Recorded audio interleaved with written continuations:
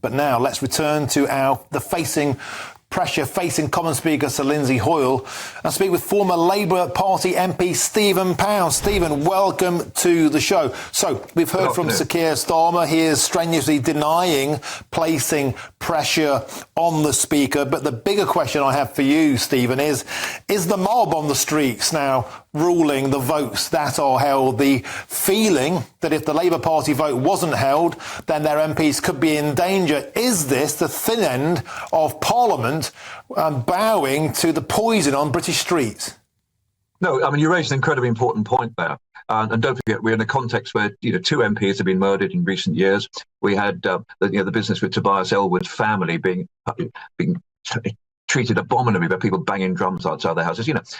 We're in a very, very dangerous place now. But can we just focus in on what this is actually all about for a second? Everybody with a drop of humanity in their body wants to see an end to the horrors in Gaza. But does anybody think for 1 second, 1 millisecond, that a vote in the British House of Commons is going to be adhered to by Hamas? Are they going to say, the British MPs have voted for a ceasefire, let's lay down our guns and release the hostages? It ain't going to happen. Today, there is aid going into northern Gaza through Jordan, supported by the British government. That is real, that is practical, that is helpful, that is positive. The idea that you can somehow make a sort of a mob voice to create a political position in the UK that will affect both Tel Aviv and Gaza is absolutely nonsensical. Look, so it's always easier to find a scapegoat than it is to find a solution. And I entirely understand, dear God, I understand how the agony that is seeping through the people at the present time. But don't they realise that by doing what they are doing, by screaming outside, by threatening people's houses, by talking about beheading the MP in Brent North, all these horrendous things that are happening, then in all honesty, they're not serving their cause, they're not serving the people of Palestine, and above all, they're not serving the democratic structures of this country. Stephen, I'll raise you further. I spoke to Colonel Richard Kemp yesterday, former commander of the British Army, and he said that the ceasefire has been voted on in places like Britain and South Africa and Canada and the Red Cross, the UN.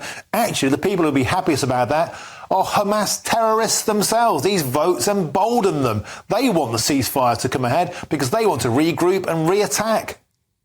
I think there's two things that are happening here. You're absolutely right, and Richard Kemp is correct on this. If there were a ceasefire, then quite clearly that would be an opportunity. Don't forget, there's still an army of a couple of thousand of Hamas fighters in southern Gaza.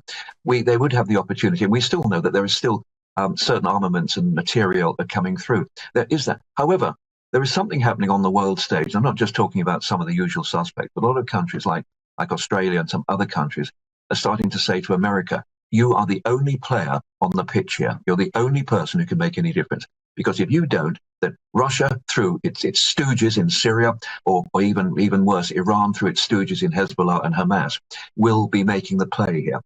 So there is a mood in the world that I think that Israel is possibly going almost too far, down in Rafah. But the reality is, as we heard in the Knesset, in the Israeli parliament yesterday, they've now absolutely thrown out the idea of a two-state solution.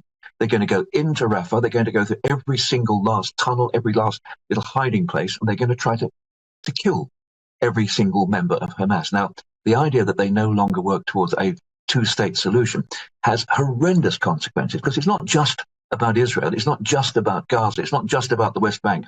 What we will then see is Syria, Iraq, Yemen, over and over again throughout the Middle East. And don't forget, when they sneeze, we catch a cold, to turn the old saying on its head. All our oil supplies coming through there. And do we really want political instability and a continuation of the Saudi versus Iranian war that's raging at the present time in Yemen, spreading even wider? Do we want that to go to Iraq, to Lebanon, to Syria? Dear God, we don't want that. But please don't think that anybody, by threatening MPs and screaming at them and saying we're complicit in genocide, what? Does that really do anything for the Palestinian cause other than treat them as political footballs? And I think that there are some people in the SNP whose emotions and their motives are absolutely honourable, and I admire and respect them. However, there are some people who are playing the dirtiest form of politics in this. They're dipping their tongues in a pool of poisoned blood on this, and they really should be bloody unashamed of themselves. Sorry, I didn't mean to swear. Stephen Pound, strong words as ever. And thank you very much for joining us on the show.